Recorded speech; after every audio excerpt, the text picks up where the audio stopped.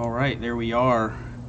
Hey, welcome everyone to Andy, that's me, Andy Bird Builds YouTube channel. This is our second live, and Bao and I like to just have these conversations. Obviously, we are miles apart, so this is a great way for us to have conversations and share the knowledge and things that we're discussing with you. So, welcome, Bao, to our second live stream. Yeah, it's good to be here. It's good to have this talk with you and be here live again. Yeah. So welcome everyone. Once again, be sure to get your questions in. Usually it takes a second for YouTube to push this out to people and say, hey, they're live. So let's take a couple minutes and just discuss what we're in. And before we jump into our topic, is we can get as many people in here as possible that want to hear about CNC related stuff. So let's just address the elephant in the room. I had my firstborn. So yeah. Congrats. Thanks. Yeah, So how long has it been? It's been 3 weeks on Sunday. So nice. You notice I had to think a little bit longer about that because that happens. Yeah. Once you have a newborn, man, just time flies. You don't know what night the day is. You don't know what day it is, and you had to remind me a couple times about, hey, today's Thursday. Are we still good for tomorrow? I'm like, yeah. Hey, that's tomorrow. Yeah. Yep. So. What about you? What's new? Nothing much. I just recently got back from a vacation. Went to Seattle with family. Actually, just me and my wife. Oh, that's awesome. We honestly didn't have a official honeymoon.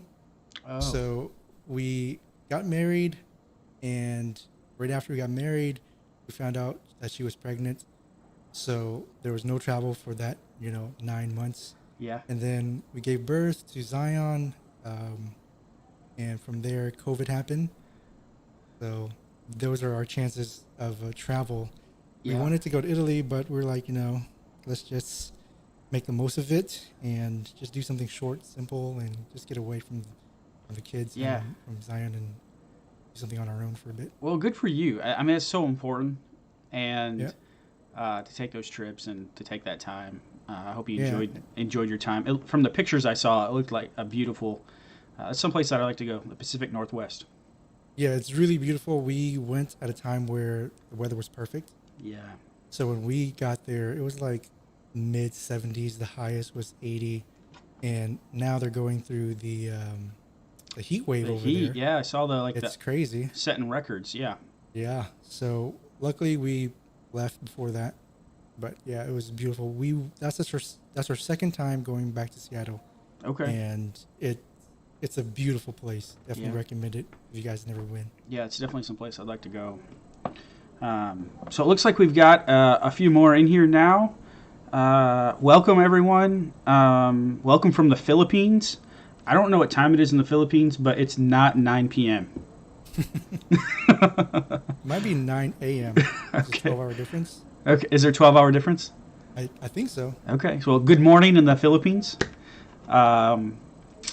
Technology blows me away that we can have this conversation and people all over the world can see it. So awesome. That's really cool. Yeah, it's amazing. So if you're just getting in here, we haven't started our topic yet on CNCs. We're kind of waiting just here a couple minutes to get everyone in. It takes a minute for YouTube to push this out to everybody, the live stream. So bear with us just for a couple more minutes. And if you're here, thank you so much for being here. So, so I've been. I was telling Bao before we jumped into this, before we hit play, that it feels like I'm coming back from vacation myself. Eli is 3 weeks old on Sunday, and man, I'm really trying to adjust to that shop time, not shop time, to work. I mean, to do my job and obviously it's expected you take a little time off, right? Mm-hmm. But it's been a struggle. So this is kind of the first like scheduled thing I've done since his birth. Um, So I've have you been working on any projects here and there in the shop, or pretty much no shop time? so I have a video coming out tomorrow about this kind of DIY grill station, like this grilling area I did on my deck, and I had it almost finished before Eli was born, almost finished, and Mm-hmm. so I have been able to sneak out and put the finishing touches on that. Um, and then I made a small little project just because I was itching to get back in the shop on the laser, just something small. I was like, man, I just got to get down there and like just make. I don't know. I have those urges just to make something. Mm-hmm. Um, so other than that, I haven't been down here. Now this week I've spent a lot of time editing that video for tomorrow, um, which is a really cool video. Not to, I know you guys aren't here for this, but be sure to check that out. And we'll talk about Bao's video he's got coming out tomorrow, I believe, too. Oh yeah, Yeah, it's yeah, been a crazy time trying to pick up all of the projects that I've left on the back burner. yeah, yeah, yeah. So I got the coffee table coming out. There's gonna be two videos, one tomorrow and then one next week. Okay. I'm editing the one next week, and then also the living room project that's been on hold for years. Yeah, So your wife has been. You told me last time your wife was yelling at you about that. Not yelling, but on you about finishing that one. no, she's yelling. She's yelling. Just like right now, I can hear it. No, You said it, I'm just not me. kidding. Don't send her after me. Yeah. So Yeah, every time I look at it, I'm like, oh, I gotta go get started on it. But it's like the commissions come in, so I do this a full time, woodworking full time. So um, the commissions come in, you gotta pay the bills, Yep. you gotta get all those projects done. So yep, yeah, those yeah. just add up. I completely understand those things for sure. Mm. Yeah. All right. Well, I think we've got. I think we can jump right into our topic now. If I think we're good on that. If you're just joining, we haven't jumped into the CNC topic until right now, so you haven't missed a thing. We wanted to give everybody a little bit of time to get in here, and so be sure to put your questions in the chat or say hello and let us know you're here. We would love to hear from you and be a part of this conversation. I know that we're going to go back and forth here, but we definitely highly want to invite you to be a part of this conversation and ask your questions. And we're here, one, to hang out with each other, hang out with you, but also to share our knowledge. We love sharing our what we've learned, and I find, and I know you'd agree, Bao, that I learned so much from sharing the things that I've learned. That's kind of weird, but I learned more by actually teaching the things that I've done than not. So let's jump right in. Bao, do you want to lead off? Tell us a little bit about your experience in a nutshell with CNCs. Okay. So back in college, we had, I think it was a 4x8 CNC, and a lot of the stuff that we did on the CNC was topographic work. So in architecture school, you have to build models, and part of the model is to build the site. And whenever you're building the site, it might have different layers and elevation. So each of those layers would be cut out on the CNC or the laser, just depends on the scale of the model. So my work mainly back then was purely just doing model making, and it wasn't really complicated at all. All it is was contours, 2D cuts. It wasn't a lot of 3D. Occasionally we would do a 3D if it was a very tiny model, but at that time you're just paying a lot of shop hours or shop time to make a 3D model. So in order for us to just limit the amount of money that we had to spend in the shop, and we just did a 2D contour cuts and kind of built up the site that way. And then now well, going from college, I purchased the Shapeoko XXL. Yeah. And I know, Andy, you're a big Shapeoko fan. Um, Yes. so I purchased that because it was really affordable. Like going out of college, looking into CNCs, you're talking about like $5,000 to $6,000 for something that could fit in your garage at that time. Yep. And there wasn't a company that really produced garage type of tinkering hobbyist CNCs. So well, actually, Xcarve came out with theirs, and I thought about buying that, but then I realized it came in a million pieces. So that was like, no, I'm not gonna deal with all that. I'm not the tinkering type. I want to buy something that's already been done and I can just get to going, right? You and me both. I Yeah. 100% agree with that. And that's why I kind of geared towards Shapeoko, because I mean, even though there were some parts you had to put together, it wasn't in a million parts. You didn't have to wire Right. everything, right? Yeah. So I got the Shapeoko XXL. I did it maybe, I had it for maybe like 2 years or so. And all I did was engravings, Hmm. pretty much. Not much complicated work like I'm doing now. And all that was like gifts and yeah, pretty much gifts for people. Customizations on cutting boards. I mean, that's how a lot of us woodworkers we kind of start out, right? Yep. Making cutting boards for people and personalizing it using the CNC or laser or something like that. Yeah, I'll definitely add. Not to interrupt you, but right there, I think if you're overwhelmed with CNC stuff, because there's a lot out there and it can get really overwhelming, that is a great place to start. Like if you're making cutting boards, something to set yourself apart Right. is customization on those cutting boards is massive, and it's a great Yeah. place. It's a great place to start.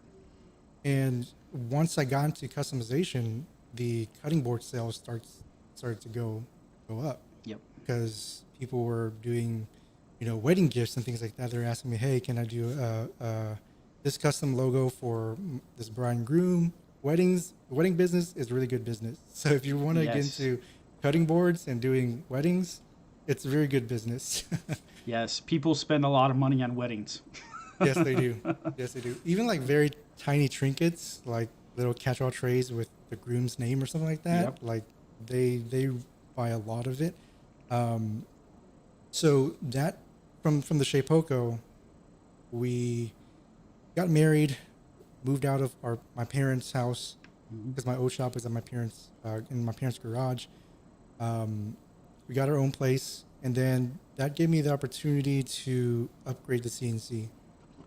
So I did some research and I wanted a 4x8, but I didn't feel like the business at that time was at a point where 4x8, getting a 4x8 would be, it wasn't justified, Yeah. especially at the cost. At that time, 4x8s were around $20,000 for one. The price of CNC has dramatically gone down ever since then. Yeah. And you can get a 4x8 for, around 10, 15 around there, I think, depending on what company, what brand, whatever. So I ended up getting the Axiom once again because it was fully built. It came fully built. All I had to do was lift it up on a hoist and put it on the base, and I was up and running. So that's where I'm at right now. I got the Axiom. It's a 4 foot by 2 foot bed size, and honestly, for most of what I'm doing, it's enough. But I do want to get into more of template making and doing more large scale projects. So I've been looking into a 4x8, but right now it's just no space for a 4x8. Yeah. I. That's great. So, talk a little bit more about the Axiom, just a little bit for maybe someone that's not familiar with the Axiom. What size is it? The Uh, size is they offer different, multiple sizes, but the one that I got is a 2x4, so 2 foot by 4 two foot. by four, like spindle size. I know, obviously, with my Shapeokos, it uses a palm router. What is the 2x4 Axiom use? I think Is it an actual spindle? it's a spindle. Yeah, I Yeah. forget how many horsepower is it, but I think it's like a three or Okay. five, one of those. Okay. But it's able to handle a lot. Yeah. It's a lot more than a router, and I think if if you are going to invest in CNC and want to make that jump, going with the spindle, I think it's a better investment because one, I know, yeah, like you said, the Shapeoko, it does have the router, and as we all know, the router is really loud. It's extremely loud, and you built a case for it recently, right? I did. I built an enclosure. Yes. Yeah. So did that help with the sound transmitting? It did, honestly. So again, my shop is and my CNCs are in the basement. So to give you an idea, uh, there's insulation in the ceiling of the basement, which is kind of Mm-hmm. rare actually, but nothing else. It's not finished. There's nothing on it, um, except actually you can look behind me. This let's see here. So right over here, you can see the enclosures, and then we did put drywall on the CNC part of the shop as another sound retardant. So with the um, uh, with that drywall and with the enclosure, you can hear that they're on the main floor, but it's just kind of a hum. It really dampens it a Okay. lot. Yeah. Yeah, like even my house is really old, built in 1977. So when they did the addition, I don't think they properly insulated the wall between my garage and the living room. Hmm. So you can actually hear the spindle. It's still pretty loud even with the spindle. So I'm not saying that the spindle is gonna be super dead Yeah. quiet, right? Yeah.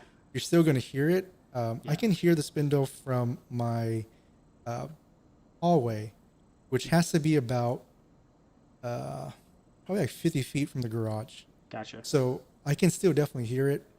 But Yeah. if I do turn on my dust collection, then it's just the dust collection system that I hear because Oh. it's way louder than the CNC. Okay. But I think one thing that we don't, I guess, pay attention to is the sound Yeah. of running a CNC. Yeah. So I was actually having this conversation with someone on Instagram yesterday or the day before, um, and they ran into a situation where they actually burnt up their router. Like, so Whoa. they have a Shapeoko and they smoked their Palm router, and uh, so I've never had that happen, but it can happen. And one thing I think that there's a disconnect on is sound, but also one step further is I think feeds and speeds. Yeah. Because when I first got my Shapeoko, I had that thing running on um, all the way up. Right. Right. Yeah. Yeah. And like you needed to have headphones on in order to hear yourself think right next to it, right? Yeah. But since then, I've turned my feeds and like my RPMs are so. For example, when I first got that thing, I was like, well, I'm gonna run it. I'm gonna run the RPMs all the way up. So I'd turn that router all the way to 6, which is like maybe like 24,000 or 28,000 RPMs, something like that. And I might have been running at 60 inches per minute, which is not good when you're running a CNC. So the the reason I bring that up is if you when I ran it like that, my wife was like, "Is that thing supposed to be that loud? Because I can hear it at the neighbor's house." And the the answer was no. So it took me a few months and a few breaking bits and burning my work pieces, Yeah. and like, man, that can't be right. Right. So Right. I think that's another thing too is you can probably run it slower than you think you can in some situations, at least my situation. So Yeah, and you brought a good point about the speeds and feed because that's probably one of the most important factors when it comes to running a CNC yep, or operating it or setting your tool path. Um, Speeds and feeds, if you some of you guys might know, you can calculate that online. There's online calculators for you to figure it out, but you want to really dial that down to get optimal cut quality. yes, One, it also prevents you from burning or dulling your bits, yep, right? And also, you want to make sure that your speeds and feeds are set properly for the quality of your finished product. So it all comes down to speeds and feeds. Yep. I think the rule of thumb is if for the Axiom at least, you can't program the spindle speed on the software, which Okay. is really it's So really bizarre. yeah, where do you do it from then? You do it from the computer. There's a little computer box that Oh the yeah. controller is connected to, and there's a knob there that you would rotate to adjust the speed of your spindle. Kind of like a router, you have the knob on top where you can adjust Yeah. the speed. Same thing here, which I honestly like it a little bit better because I can quickly dial in the speeds and feeds if I notice the cut quality being a certain good or Yeah. bad, right? Yeah. So there's a benefit there, which I'm kind of used to. I like it a lot more than what I had with Shapeoko. Because with the Shapeoko, you had to really program it inside your software. Yeah. And if you didn't get it right, you had to reprogram it, then relaunch the software, rerun the code. There is the option, I don't know if they still have it for the Shapeoko, to adjust it by percentage in terms of the Yes, they feed do. rate, right? They do while so that is the adjustment while the toolpath is running. Yeah, You can adjust by percentage. I use yeah, that a lot. yeah. When I first started, I didn't quite understand speeds and feeds, so I would just pump up that percentage all the way to 200. It's like, why we is all it going so slow? Like, we've I'm all not done it. Yeah. sitting here, waiting for this piece, sitting and watching it. So I'm like, 200%, let's go, let's get this thing done. But then the cut quality, it's just terrible at the end, and you end up having to like redo everything. So, um, understanding speed and feeds, that's kind of like the core of running the CNC. Yeah. Yeah. Well, um, so maybe somebody or maybe someone doesn't know my background, or let me clarify um, what my background in CNC is. I've talked a lot about it on my YouTube channel, and that's one of the things that I've uh, really honestly the way to put it is my CNC machines or my CNC machine, because I started with one 3 years ago now. Yeah, 3 years ago now. Really has made all this possible. Like that's really what I started with the cutting boards and stuff, but I soon after that bought a CNC machine because I thought I could make money with it. Honestly, that's the reason I bought it 3 years ago. And similar to you, the reason I started with the Shapeoko was cost. Uh, easy. So, what you, in my personal opinion, what the price of entry with a Shapeoko and what you get for it, there's no better value out there. Yeah. Um, Now it has its limits, right? The Shapeoko isn't a trying to think of a name. It isn't a Cam Master. It isn't a um, Laguna, like the Laguna, big or ones. there's a couple other 4x8. There's a name that I'm. Shopbot is another one. That's a Hmm. big one. But anyways, it's not one of those machines. But also, you're going to pay for a 4x8 of one of those. You're going to pay, or even some of the smaller ones are $15,000 to $20,000. Um, so obviously, that's a little harder to bite when you're getting into something, right? Right. So my background with the CNC is I purchased my first Shapeoko XXL 3 years ago, and I used it for 2.5 years, making all kinds of different things. Uh, and honestly, at first it was just a hobby. And 6 months, I started making a couple things, making some wine holders. What else did I make? Make some custom signs, um, some catch-all trays, stuff like that. And then when stuff started really ramping up, I got hooked up with this company that sells online, and I made their design for them, and it was just a simple. You've seen me make it if you've watched any of my YouTube channels or YouTube videos. This simple tray, wooden tray that perfectly fit two of their soap dispensers. Like so, all it was is it was a soap dispenser company that wanted a wooden tray to hold their bottles. That's all it Yeah. was. Yeah. So that's really where things started taking off. I've made thousands of those things, no joke, on my Shapeoko, and that's really where how I've gotten to where I am today. Yeah. I don't actually work with that company anymore, and but I've worked with a couple other companies, and I still do wholesale orders. I just got an order yesterday, so just to show you guys how relevant the CNC still is in my shop.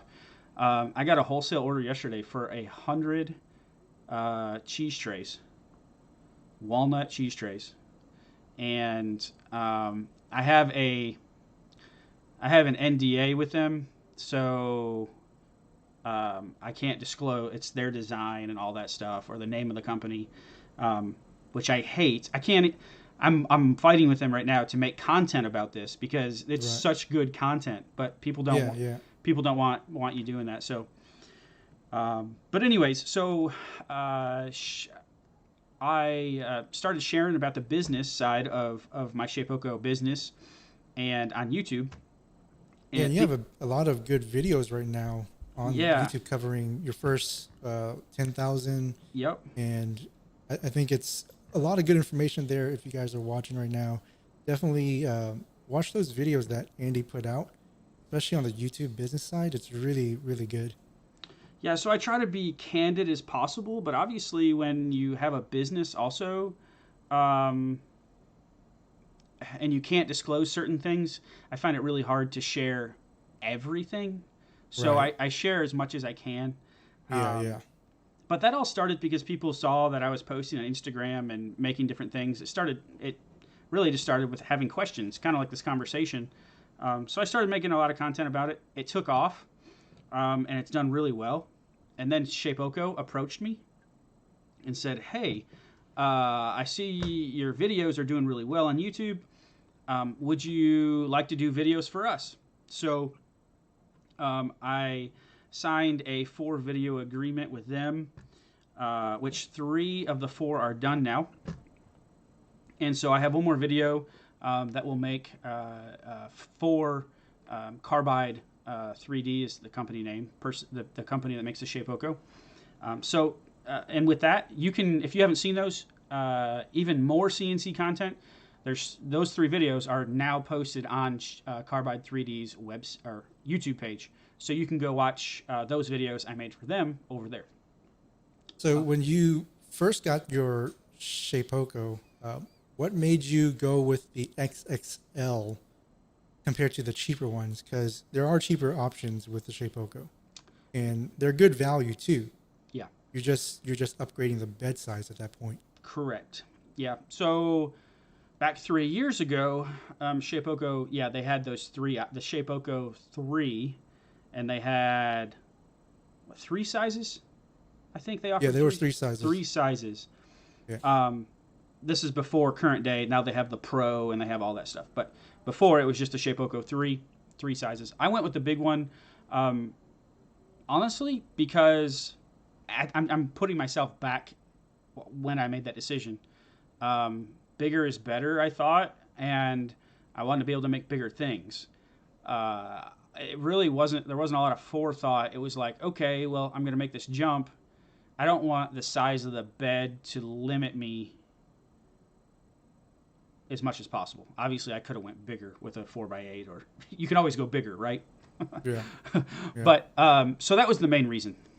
Yeah, I think the same here. I felt like I think their smallest was, if I'm not mistaken, it's like a 12 by 12 around there. I forget what the smallest one was, but it was pretty limiting.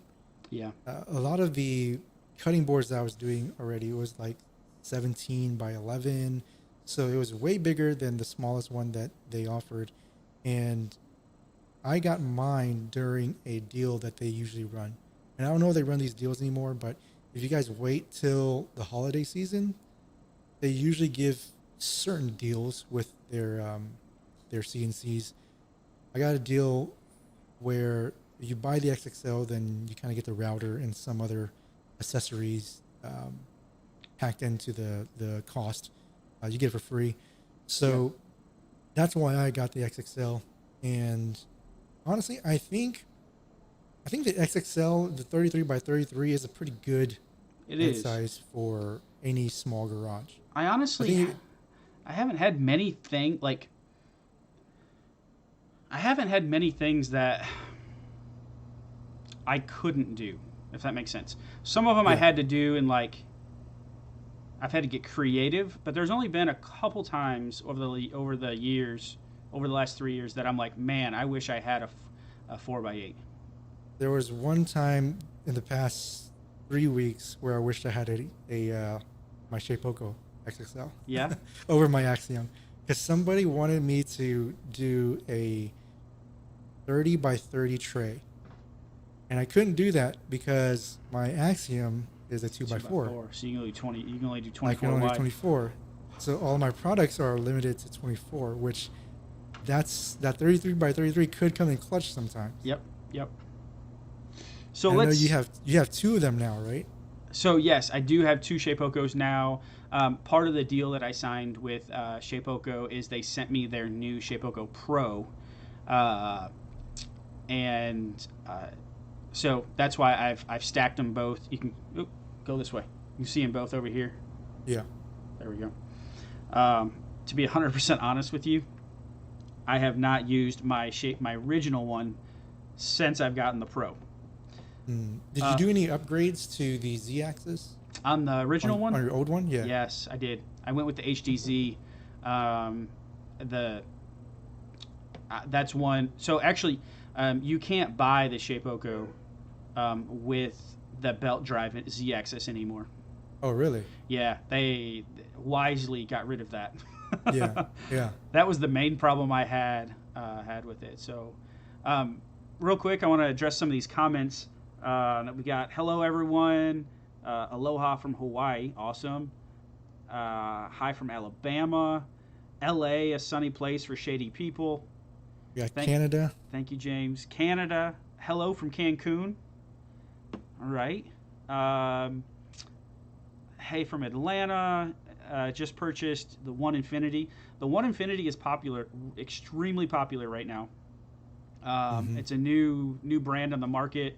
I believe it's Canadian company. Um, and I'm not too sure. yeah, so a lot of hype, a lot of hype on the One Infinity. And so if you have a One Infinity machine in here, shout out, tell us how you like it. Xcarve, Workbee, another option, better than Shipoko, under 2,000. I mean, that's honestly all in an opinion. Uh, uh, so it's it's one of those things where there's this battle between all these companies and everybody. There's pros and cons to every machine, and I believe that there are some. I believe that each, let's say this desktop CNC market, they're all super comparable, and it all comes down to certain factors. Like some are better, like some have a better Z axis than others, some have better, XY Yeah. axis, some have better controllers, some have better spindles. So these companies are smart, and they know where the holes in the market are and how to market it and how to. So one big thing that I know with what the One Infinity is, everybody loves the rigid axes. I guess the X, Y, Z are all. There's no belt drive. It's all ball screw, Yeah. which is fantastic. People hate on the Shapeoko because it's belt driven. I could go on a rant about that, but I won't right now. What are your thoughts on? Did you ever have any issues with your belt drive on your Shapeoko? So I did have it slip on me once, Okay. and it did make things. It did kind of skew things a little bit, and it could have been. Again, I'm not a tinkerer. Mm-hmm. I don't like to put these parts together because I know I'm going to screw up, right? Yeah.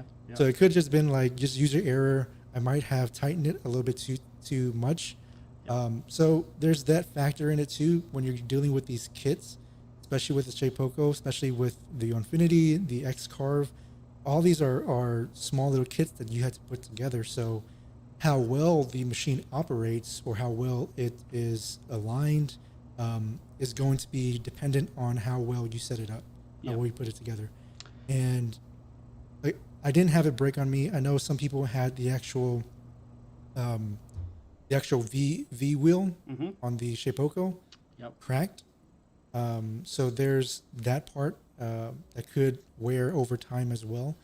But I pushed my Shapeoko to the max, Yeah. and honestly, I never had any issues with it other than one time where the belt kind of slipped. That's about it. Yeah. Um, I did wish that they came out with the probe a little bit sooner. Yes. I think it's such a wonderful little tool to have. Yep. Yep. The auto bit setter, it's an Yeah. amazing little addition. But with in terms of quality, I think they're pretty much on par with each other. I think right now the Onefinity does have the advantage in the ball screw driven because my Axiom is ball and screw, um, and I think it's a little bit more reliable. Yeah. So I would say, so a lot of the industrial, well, all the industrial machines are.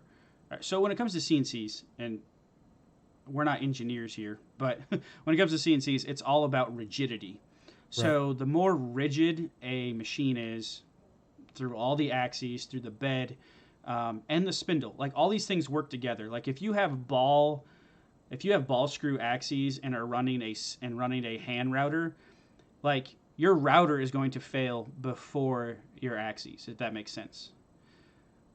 So now, if you have a spindle and you have a pulley, you have belt and pulley system, your belt and pulley system is going to fail before your spindle does. So like all these things rely on each other, and it depends where your weakest point is. Um, and so one thing with I 100% agree with the ball screw being more rigid. You can run it faster with the appropriate spindle, right? Mm-hmm. Um, Otherwise, you're going to end up like my friend who burned up his router because he was trying to run it. The router couldn't keep up. But one benefit I will say with going with the pulleys and belts, especially if you're a hobbyist and you're not going to push it all that hard, is it's a lot more forgiving. Like if you crash the machine, you're not going to really break something because those belts just slip. Where if you have a ball screw and lead screw and you crash into something, you're probably going to end up breaking something. Yeah, and those parts are usually more expensive to replace too. Yeah.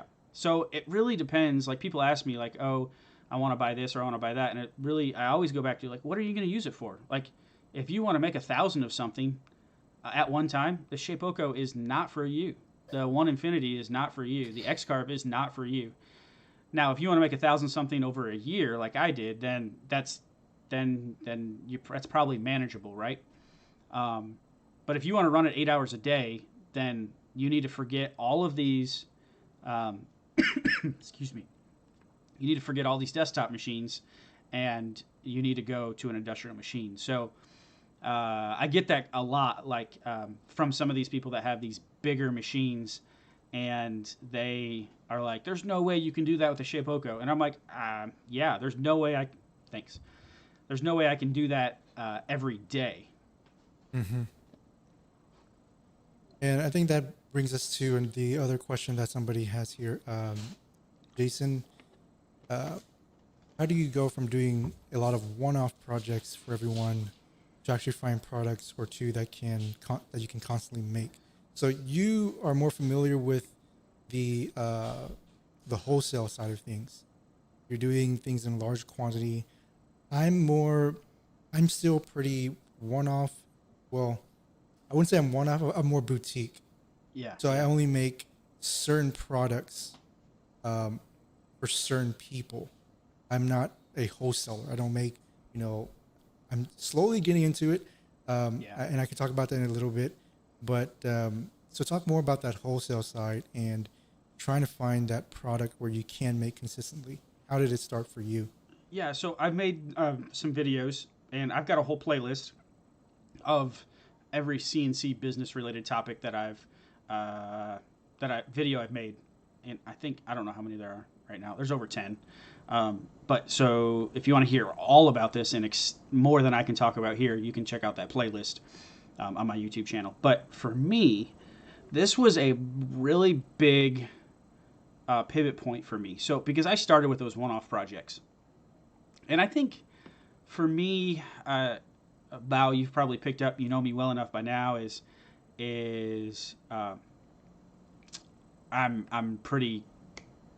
I'm on to the next thing. I'm trying to figure out the next thing, or trying to figure out how I can do more. I'm not really, and there's nothing wrong with this, but I'm not really how I can figure out how to perfect something. I'm figuring out how I can do it more efficiently, how I can get an adequate result, faster. That's how I'm wired, and not that, like, honestly, like, my work compared to Bao's is completely different. It's not like insuperior, if that's a word. I don't think so. I think it's a different market that we're tapping into. Right? Yeah, well, and I don't say that as a negative thing. Right. Yeah, it's not a negative thing at all. Yeah. So, that's just the way I'm wired. Like, I get bored with stuff, and like I make it as good as I can make it, and then I'm on to the next thing. So yeah, the reason I share that is to answer your question is it's a little bit about ingrained on who I am, like how I think. But for me, so I'm constantly thinking.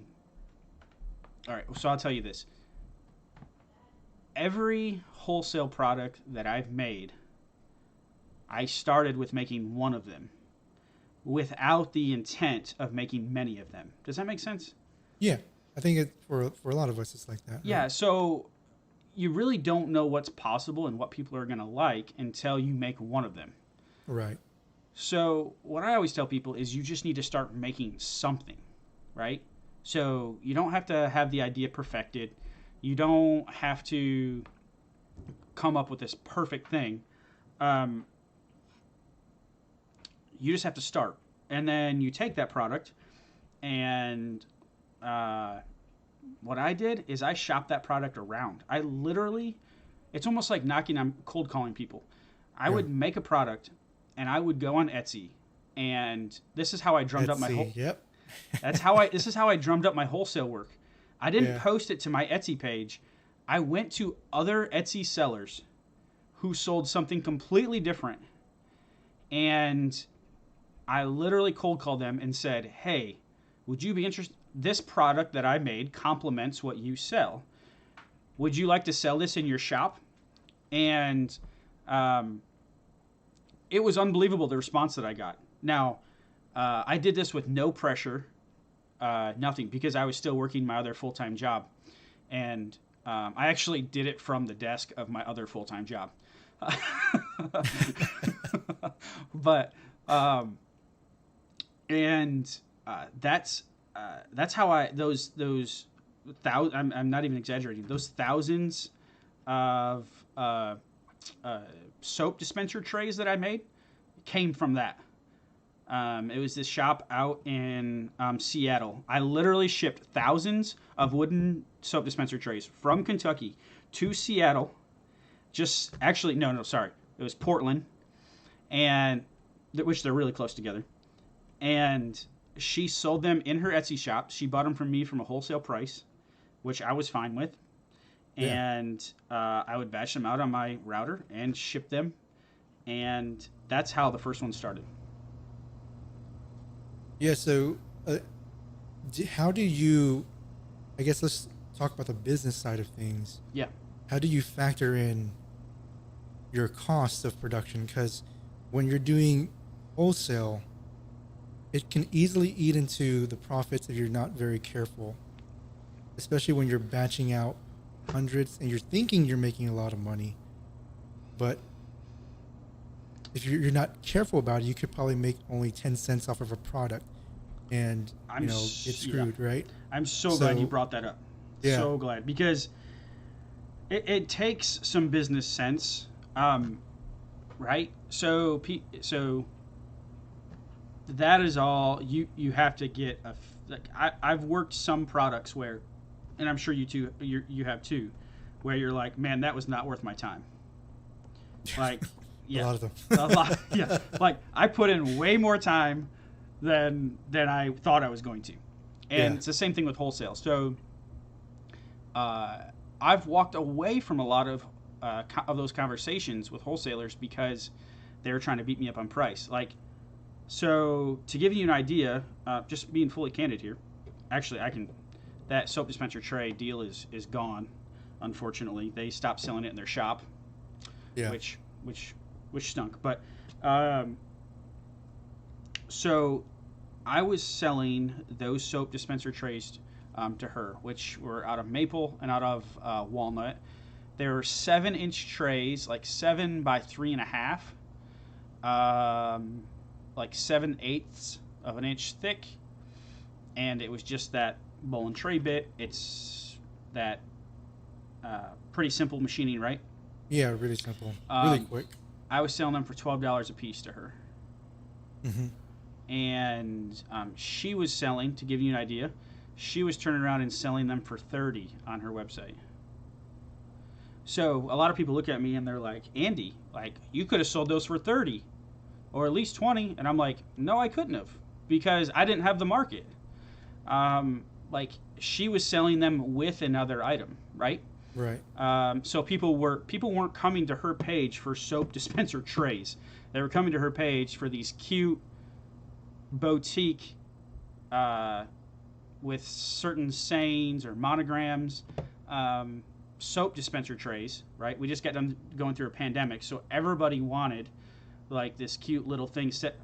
Not me or you, but everybody wanted this cute little dispenser tray sitting on their bathroom countertop, right? I might. And so she had a tray that gathered all that together, and people were willing to pay that, which I would never pay that. But I think that's another great point, Bao, is that we have to remember that we don't determine the market. Hmm. Like the market that we're selling in, like we're not selling to us, Right. you know. Um, so what we may be in some products we may be selling to us, but we have to keep in mind like just because someone else is willing to pay a price for something doesn't mean that that's wrong or Right. you know. Because ultimately, the customer determines the price of the product. Yep. Right. Which my approach is very different. Your approach is a wholesale mentality where it's how can I get this volume of order at a certain cost where I can make a certain percentage off of it and I'll be happy with it. For Yep. me, it's I don't want to spend so much time making the product or making this product. I want to make it so that I can, I don't have to make 100 of them.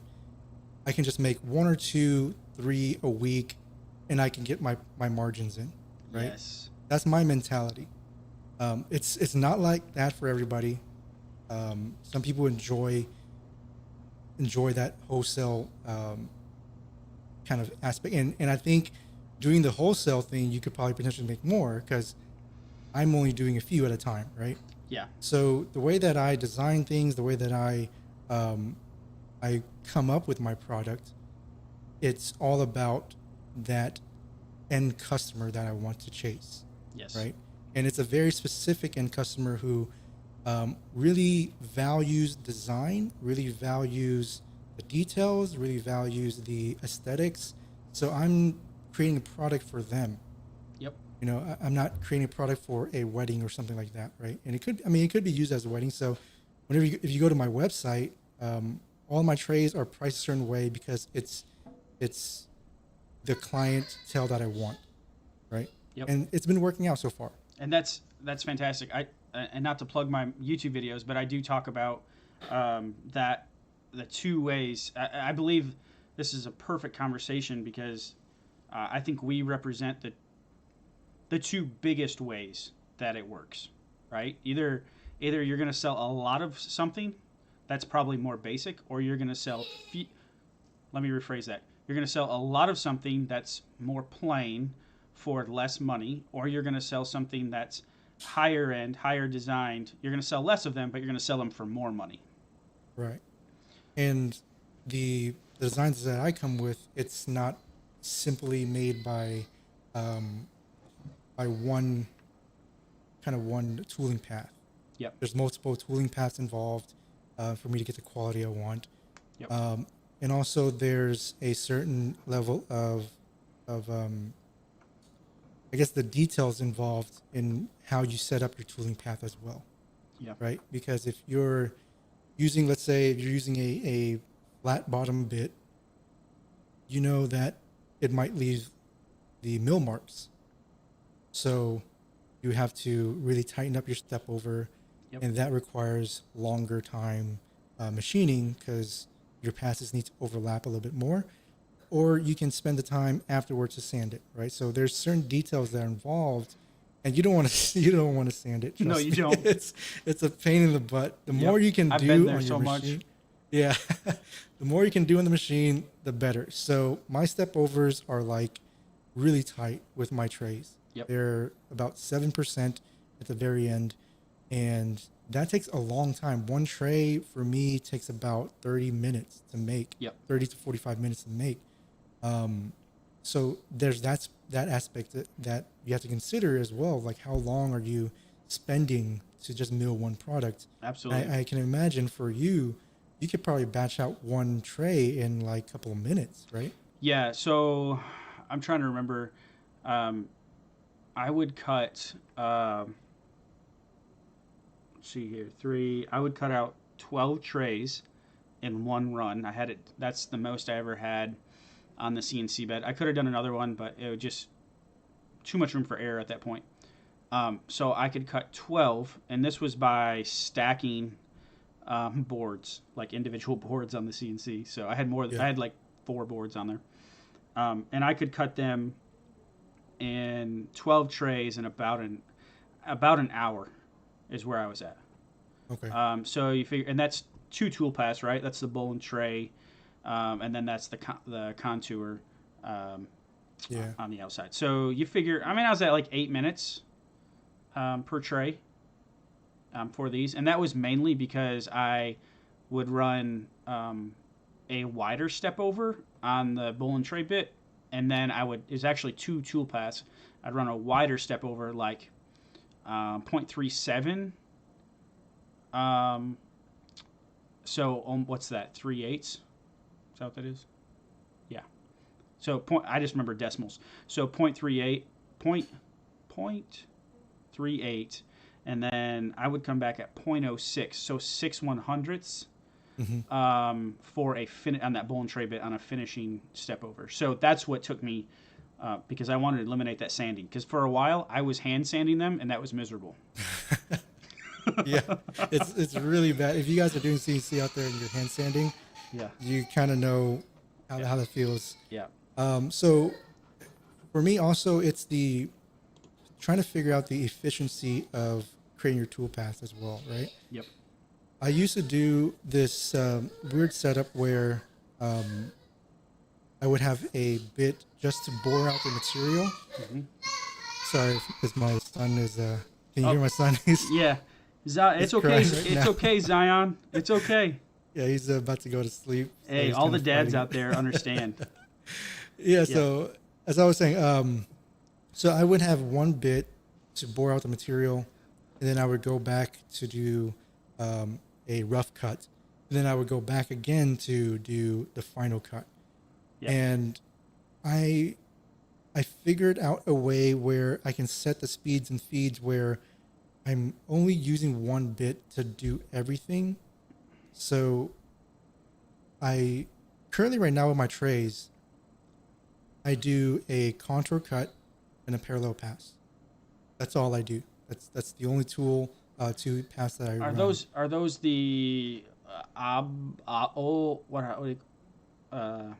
the ones with the weird corners? No, just the I'm just using. Did I say bull bit?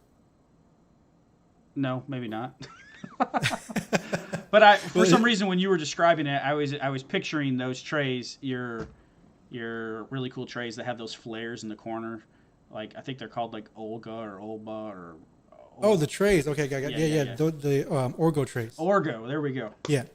Yeah. So I would use. Sorry, No, you're right. my son's crying still in my head. Yeah, I get it. So I would just use a ball nose bit, right? Gotcha. For everything now, and I use a it's I forget the number from Amana, but it is a 1.5 inch cutting height.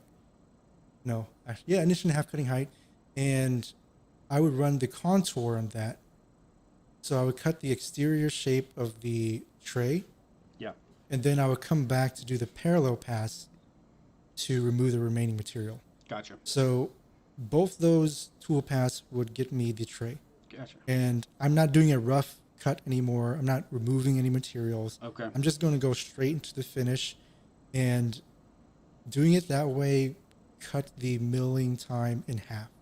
Because Nice. I'm not switching bits, right? Yeah. I'm not switching bits. I'm not doing any rough cuts, because the rough cuts could take They a can. good amount of time, Yep. right? Yep. So being that it's a parallel pass, it's a really shallow, very tight step over. It's not doing much in terms of causing any heat buildup or anything like that, because I'm taking so much material at a time. It's removing tiny little shavings, so I'm not too worried about heat building up at that time, at that point. So I'm able to just do the entire tray using one bit and two tool paths. Gotcha. So these are things that, you just kind of learn as you go. Like the more comfortable you are with the software more comfortable you are understanding how each toolpath work, the more efficient you can get your milling times, to get lower milling times. Yeah, for sure. Well, we're approaching 57. Well, an hour Man, here. that was quick. Yeah, man, this topic is so big that we seriously could talk for 8 hours about this. But let's just do some. You and I want to answer everybody's questions here. So just in one or two sentences, let's try to answer these questions. So Ace Woodco asks, "What's your go-to program for designing on the CNC, especially for textures, curves, geometric stuff on the CNC?" Want me to go first? Yeah, you go first. Okay, yeah. I was actually going to talk about this in the wholesale thing, but I'm working on this project right here. Yeah, I've seen that one. So Very this cool. it's supposed to be like a hand gouge texture, Yep. but I did on the CNC. The software that I typically like to use, I use two software. If I'm doing complicated stuff like this, where there's tons of geometry, I like to use Grasshopper, which is a software that's part of Rhino 3D, and it's mainly an architecture and design software. Okay. So it's not very common. And then if it's something very simple, I would use Fusion. And the cool Okay. thing is Grasshopper works well with Fusion, so I can just create my model in Grasshopper, and then just export it into Fusion, run my toolpath, and then kind of set it to the CNC. Yeah, for sure. For me, I use my complicated stuff. This is really going to confuse you guys, but for my complicated stuff, I use Fusion. For my more simple stuff, I stick with Carbide Create, the Pro version, which is actually, it's come so far, and they're adding features multiple times a year, so you can actually do a lot with Carbide Create. It can't do everything Fusion does, but for those more complicated things, like you can even text. Like, do you remember that arrow that I made for my son's room? Did you ever see that? Yep. I did that texturing in Carbide Create. Nice. So, all right, let's go on to Jason. Let's see. Rollin. Okay, let's go to Rollin. How do you price your work? So, quickly, how I price my work.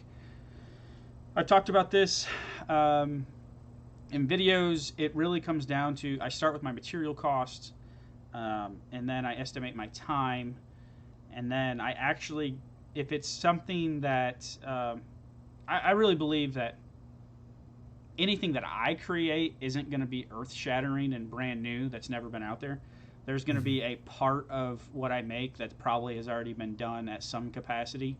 Um, so I'll actually go do market research because, like Bao said earlier, the customer really dictates what something will sell for. So if I take my material cost and I take my time um, and like come up with a number, and for example, let's say I come up with $10, but I go doing research and I figure out that I can sell these for 30.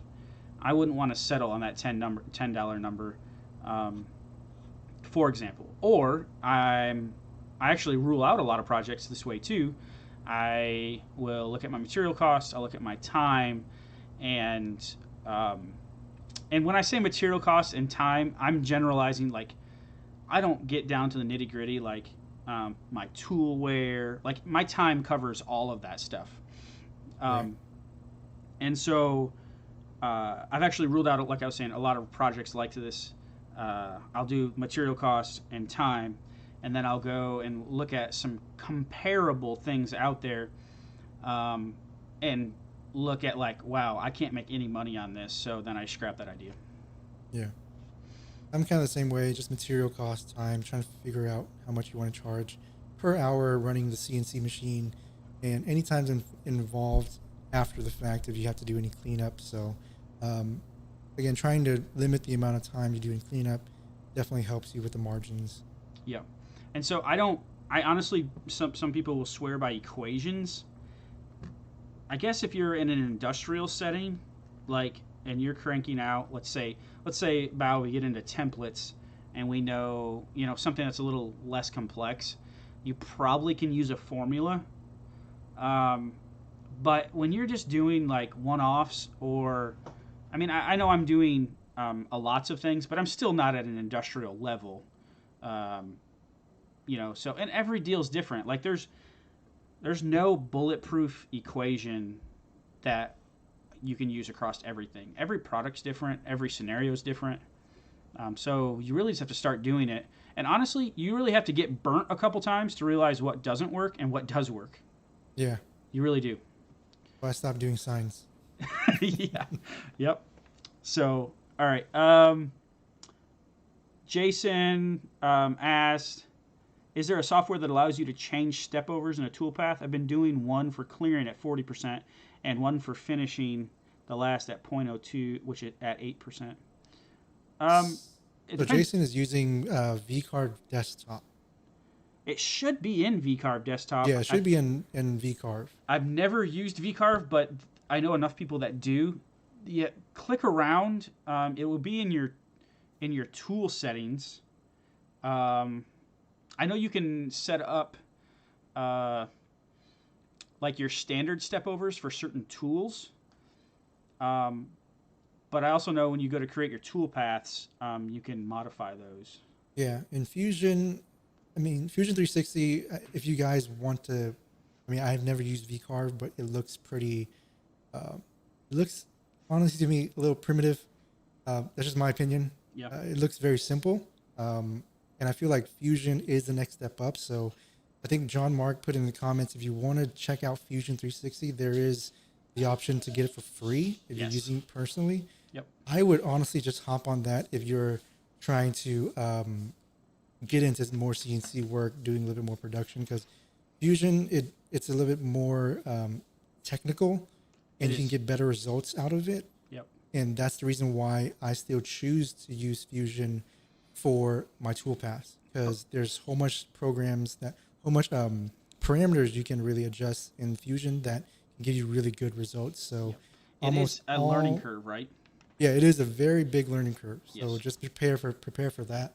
But almost all CAM software is going to give you the ability to adjust your step overs, adjust your heights and things like that. So definitely click around and see if you can find it. All right. So question, if you could recommend one or two projects to sell in a local shop, What is an easy starter product? So you give one real quick, and I'll give one real quick.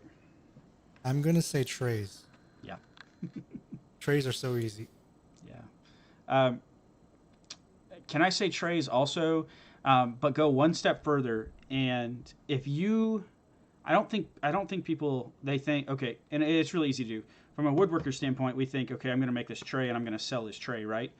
But if you can get somebody to help you sell your trays, what I mean by that is market your tray for a purpose. Like even if it's a wedding catch-all tray, like go after a niche. Don't just say wooden tray for sale. Give it a purpose so people can envision what it's used for. And I think that's where my success came with those soap dispenser trays. Like to me, it was just a wooden tray, but to someone else, it was not a wooden tray. And Right. that's how we were able to sell so many of them. So go to these markets and see what they're selling, or these local shops, see what they're selling, and then make that wooden tray, but pitch them that hey, look, you could stage it this way or you could stage it that way. I mean, that's Val, you're so good at this with staging and um, with your photography and cinematography. Like you give what you're making a purpose, right? Yes. That's why Right. you see everybody stages their stuff because you have to help people envision that. Yeah. I mean, that goes into marketing, and like, man, Yeah, we could talk about that yeah, in another episode. But yeah, for sure, like, give it a purpose. Know who your clientele is. Know who your customer is, and I think you'll be on the right track on figuring out which project or product you want to start selling. absolutely. All right, let's see here. We're running a little over. Um, Great stuff. Thank you, Jason. Um, Thank you, Ace Woodco. Yeah, Jason, if you have 3D modeling experience, jump into Fusion. That's the way to go. You'll be able to figure that out. Yeah. Um, cool. Well, I think we've got all the questions answered. Um, Bao, do you have any final words on CNC? I think for the most part, if you're trying to do this as a business, which I think it is a very viable option, there are tons of guys out there on Etsy who's just running CNCs, and that's how they pay the bills. So don't discount CNC as a cheating way to do woodworking. I don't think you should look at it that way. Look at it as a way to produce a income that is very sustainable, because the truth of the matter is this is where the future is going, with digital fabrication, with all of the CNC lasers, all of this production that's going to happen, or these machine kind of making production a little bit easier for all of us. Yeah. That's where things are going. So definitely get into the CNC market if you're really interested. Look at the Shapeoko. If you want to step up, look at Stepcraft, Axiom. They also offer some smaller bed size if you have a small garage. So yeah. For sure. Well, I know there's a lot that we wanted to talk about, and there's a lot that we can talk about, and maybe we'll have to do this. Um, Maybe we'll have to do this again soon, maybe sooner.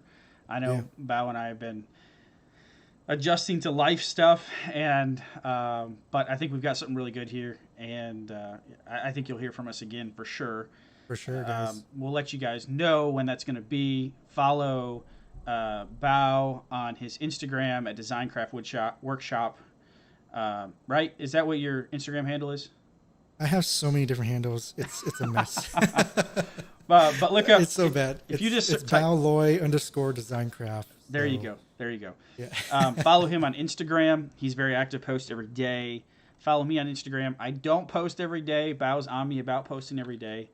Um, but I do story often, and it's kind of a peek behind the scenes of what we've got going on.